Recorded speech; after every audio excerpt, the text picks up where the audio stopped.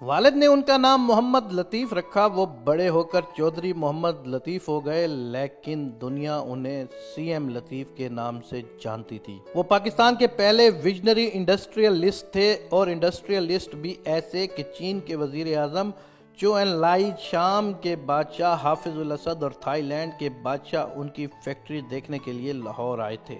چو این لائی ان کی فیکٹری، ان کے بزنس ماڈل اور ان کے انتظامی اصولوں کے باقاعدہ نقشے بنوا کر چین لے گئے اور وہاں اس ماڈل پر فیکٹریاں بنوائیں۔ سی ایم لطیف کی مہارت سے شام، تھائی لینڈ، ملائیشیا اور جرمنی تک نے فائدہ اٹھایا۔ وہ حقیقتاً ایک ویژنری بزنس مین تھے۔ وہ مشرقی پنجاب کی تحصیل بٹالہ میں پیدا ہوئے۔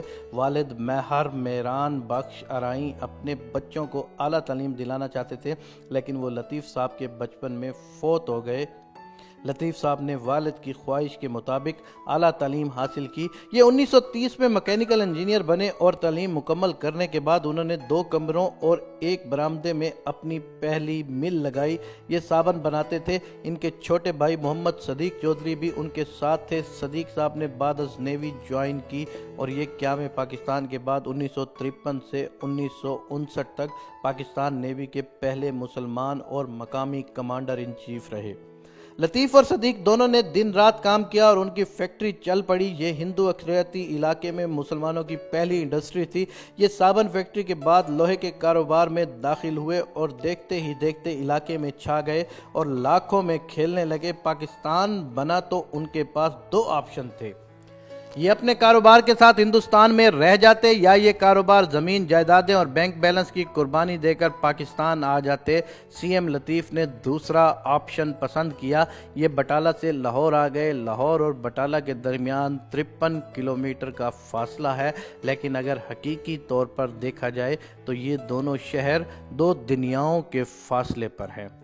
آزادی نے سی ایم لطیف کا سب کچھ لے لیا۔ یہ بٹالہ سے خالی ہاتھ نکلے اور خالی ہاتھ لاہور پہنچے۔ بٹالہ میں ان کی فیکٹریوں کا کیا سٹیٹس تھا، آپ اس کا اندازہ صرف اس حقیقت سے لگا لیجئے کہ ہندوؤں اور سکھوں نے ان کی ملوں پر قبضہ کیا، کاروبار کو آگے بڑھایا، اور آج بٹالہ لوہے میں بھارتی پنجاب کا سب سے بڑا صنعتی زون ہے۔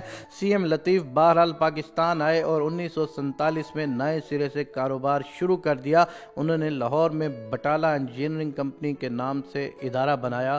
یہ ادارہ آنے والے دنوں میں بیکو کے نام سے مشہور ہو گیا۔ بیکو نے پاکستان میں صنعت کاری کی بنیاد رکھی۔ لوگ زراعت سے صنعت کی طرف منتقل ہوئے اور ملک میں دھڑا دھڑ فیکٹریاں لگنے لگ گئیں۔ سی ایم لطیف نے ملک میں بے شمار نئی چیزیں متعارف کرائیں۔ یہ سائیکل سے لے کر جہازوں کے پرزے تک بناتے تھے۔ بیکو گروپ یورپ سے لے کر چین اور جاپان تک مشہور تھا۔ جاپان اور چین کی حکومتیں اپنے لوگوں کو ٹریننگ کے لیے بیکو بھیجتی تھیں۔ 1971 میں پاکستان ٹوٹ گیا اور ذوالفقار علی بھٹو موجودہ پاکستان کے صدر بن گئے۔ بھٹو نے 1972 میں ملک کے تمام صنعتی گروپ کو میا لیے۔ یوں صدر کے ایک حکم سے ملک بھر کے تمام بڑے صنعت کار فٹ پاتھ پر آ گئے۔ آپ تصور کیجئے ایک شخص جس نے 1932 میں بٹالہ میں کام شروع کیا اور جب وہاں سیٹھ بنا تو اس کا سارا اثاثہ آزادی نے لوٹ لیا۔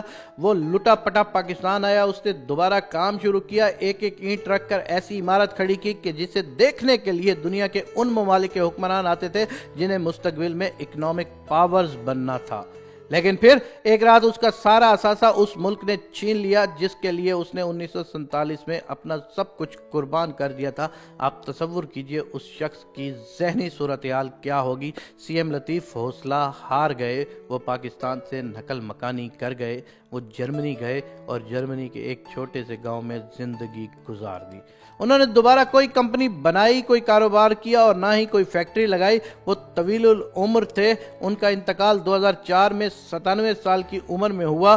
وہ باقی زندگی صرف باغبانی کرتے رہے۔ ان کا کہنا تھا کہ دنیا کا کوئی شخص مجھ سے پودے اور پھول نہیں چھین سکتا۔ افضل رحمان لکھتے ہیں، اس المیہ کا میں عینی شاہد ہوں۔ میرے سامنے فلیٹیز ہوٹل میں ڈاکٹر مبشر حسن نے سنتوں کو قومیائی کا اعلان کیا۔ اگلے روز مال روڈ پر واقع بیکو کے صدر دفتر میں سی ایم لطیف کی جگہ ڈائریکٹر انڈسٹریز پنجاب بیٹھا سگار پی رہا تھا۔ میں نے ریڈیو کے لیے انٹرویو کیا تو موصوف نے گول مول جواب دیے کیونکہ اس کو کچھ پتہ تک نہیں تھا۔ بیکو کیا کچھ مینوفیکچر کرتا ہے یہ اس کے بارے میں بالکل لا علم تھا۔ اس کے بعد کشمیر روڈ پر واقع سی ایم لطیف کے بنگلے پر گیا اور اندر پیغام بھیجا، مگر انہوں نے ملنے سے انکار کر دیا۔ پھر درخواست کی مگر نہیں مانے۔ وائے ناکامی متا کارواں جاتا رہا اور کارواں کے دل سے احساس زیاں جاتا رہا۔ جنرل ضیاء الحق نے 1977 میں انہیں بیکو واپس لینے کی درخواست کی، لیکن سی ایم لطیف نے معذرت کر لی۔ 1972 میں جب بھٹو نے سی ایم لطیف سے بیکو چھینی تھی، اس وقت اس فیکٹری میں 6000 ملازمین تھے اور یہ اربوں روپے سالانہ کا کاروبار کرتی تھی، لیکن یہ فیکٹری بعد ازاں زوال کا قبرستان بن گئی۔ حکومت نے اس کا نام بیکو سے پیکو کر دیا۔ پیکو نے 1998 تک اربوں روپے کا نقصان کیا۔ یہ ہر سال حکومت کا جی بھر کر خون چوستی تھی۔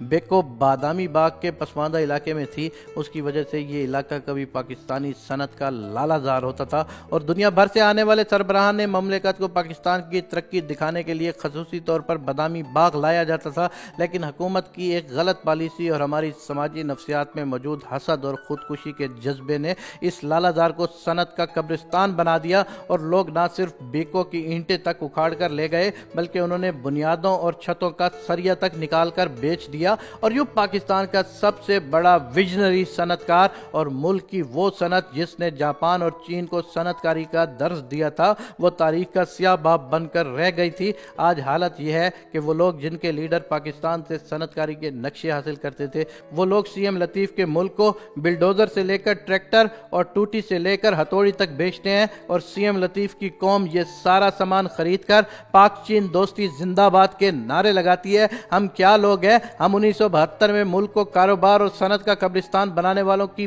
برسیاں مناتے ہیں، لیکن ہمیں سی ایم لطیف جیسے لوگوں کی قبروں کا نشان معلوم تک نہیں ہے، اور نہ ہی یہ معلوم ہے کہ یہ زندگی کی آخری سانس تک پاکستان کو کس نظر سے دیکھتے رہے۔ یہ المیہ اگر صرف یہاں تک رہتا تو شاید ہم سنبھل جاتے، شاید ہمارا ڈھلوان پر سفر رک جاتا، لیکن ہم نے اب ڈھلوان پر گریس بھی لگانا شروع کر دی ہے۔ ہم 20 کروڑ لوگوں کی قوم ہے، لیکن ارب پتی صرف 2 ہی ہیں۔ کیا کام کرنا، کیا ترقی کرنا جرم ہے؟ کیا ہم بھی سیاستدانوں، بیوروکریٹس اور جرنیلوں کی طرح دبئی، لندن اور نیو یارک میں بیٹھ جائیں؟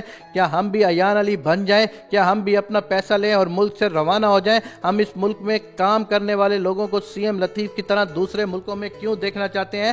مجھے اکثر اوقات محسوس ہوتا ہے ہم اس ملک میں کام کرنے والے اور ترقی کرنے والوں کو پسند نہیں کرتے۔ وہ لوگ جو ریاست کے داماد بن کر پوری زندگی گزار دیتے ہیں وہ ہمارا ہیرو ہوتے ہیں، اور جو لوگ ملک بھر کے پیاسوں کے لیے کنویں کھودتے ہیں، ہم جب تک سی ایم لطیف کی طرح انہیں کنویں میں نہ پھینک دیں ہمیں اس وقت تک تسلی نہیں ہوتی۔ ہم محسنوں کو ذلیل کرنے والے لوگ ہیں۔ ملک بچانے والوں کو بخشا اور نہ ہی ملک سنوارنے والوں کو بخشا۔ ہم نے صرف ملک توڑنے والوں کو سلام کیا۔